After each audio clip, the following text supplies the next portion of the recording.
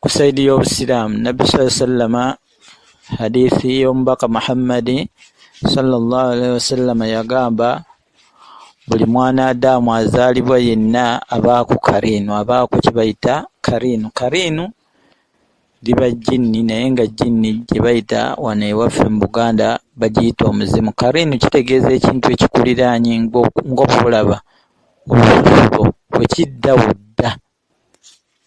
Manya wudda bwe kidda. Kulya olya nakyo, kwebaka weebaka nakyo, kunaaba onaaba nakyo, kwambala oyambala nakyo. Ekyo kye bayita kariinu Abawarabu. Kuba kiba kikuliraanye tekikuvaako. Kati kariinu kye kiyitibwa wano mu Buganda omuzimu. Kati buli muntu wazaalibwa aba yakazaalibwa malayika. Allah asindika abamalayika ne babeera nga bakka ku muntu oyo abanaamuwandiika ebirungi n'ebibi nga bwe tumanyi kiraaman kaatibiina ya'lamuuna ma tafa'aluun. Abawandiisa ababiri bamanyi byonna bye tukola. N'akusizaako n'aba n'akuluŋŋamya okulema okugwa mu nsobi. Kati ate yo Shitaani mu kiseera ky'okuzaalibwa we kwambaza kye bayita kariinu, omuzimu guli okugenda okukulabankanya ku ibaada. Tegeerekeka. Omuzimu guli okugenda okukulabankanya ku ki? Ku ibaada. Gwe gugolaba okugamba kola kino, ogenda kusaala n'onafuwa, obeera n'owulira nga afuuye, gubenga gukunafuye ku ibaada. Kye bayita kariinu, omuzimu gwo. Shitaani gwe yakuteekako wali era kyeki baulama abamu bagamba kyekikaabya omwana inda weladeha mu kiseera awo we bamuzaalira. Shitaani eba emwambazizza ekikariinu ekyo kye bayita Abaganda omuzimu. Kati ne kijja nga kimukulirako, byakola byonna kiba kibimanyi. Tegeerekeka. Kati omuntu ono bw'awangaala emyaka gy'awangaala mu bufunze bw'omusomyo gye sijja kulaga wala, n'akolanga ibaada, kyebulaba tugamba osoma bisimillah ng'ogenda okulya. Bw'oba olya n'osoma basimala gyo terya. Bw'oba weebaka n'osoma edduwa z'okwebaka yo teyeebaka mu buliri bw'esula empewo. Bw'oba oyambala olugoye n'osoma edduwa y'okwambala olugoye yo teyambala. Oba oginyigiriza buli kiseera naye bw'olabanga gwe tokyabikola yo yeeba ekukola ki? Yeeba ekusinga okunyigiriza. Ntegeerekeka kubanga eba ebikwerabiza esobole okuwambala naawe, esobole okulya naawe. Ntegeerekeka. Kyobola omuwala yajja akwate mu mmere nga nabbi yagamba Shitaani n'amukuba omukono nga Shitaani yeyagala okukwatamu eri, so teyali muntu wabula yali kariinu eri, omuzimu gwe. Kyoba omuntu ayinza okujja n'alya ku mmere yo naye nga Shitaani yagala okugiryako atagenda kusoma basimala. Ntegeerekeka. N'olw'ensonga eyo omuntu oyo bw'ajja akola ibaada n'asoma, kariinu eyo tefa. Okuggyako ng'omuntu baulama abamu bagamba efa, abalala bagamba bakyegattirako nti tefa, ewangaala bbanga lyonna. Kati omuntu bw'ajja awangaala, Allah n'amujjulula mu nsi muno n'amuggyamu. Bw'afa emulemerako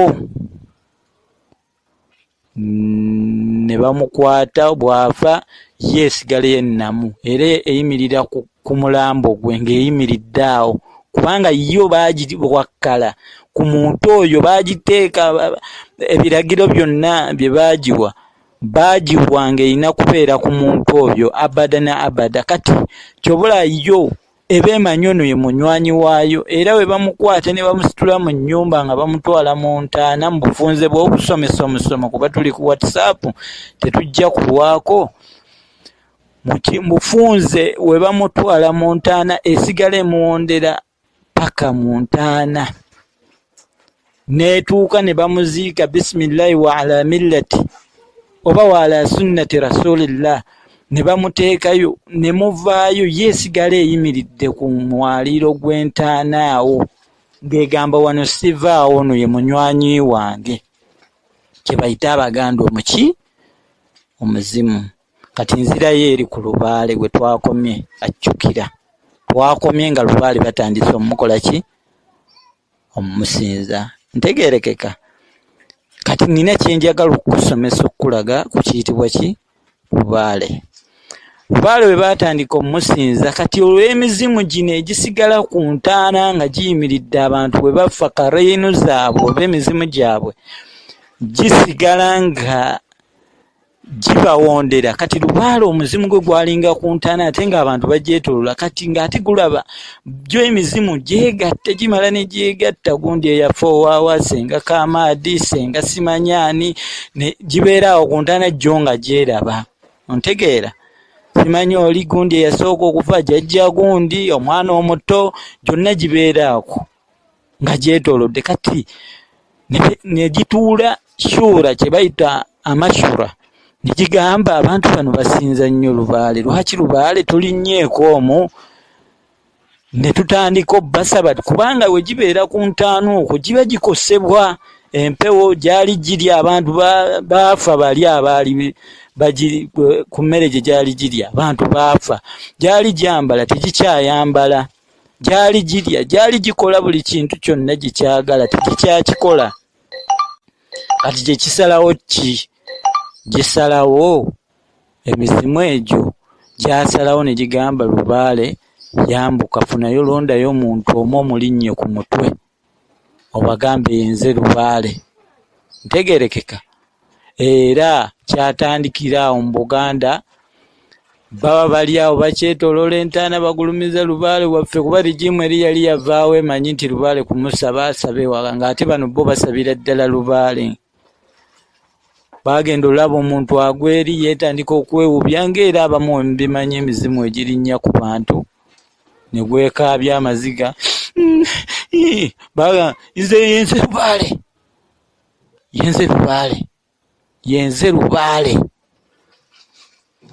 Bantu ne bakyewuunya nnyo okuva olwo emizimu ne gitandika okulondamu be ginaalinnyanga.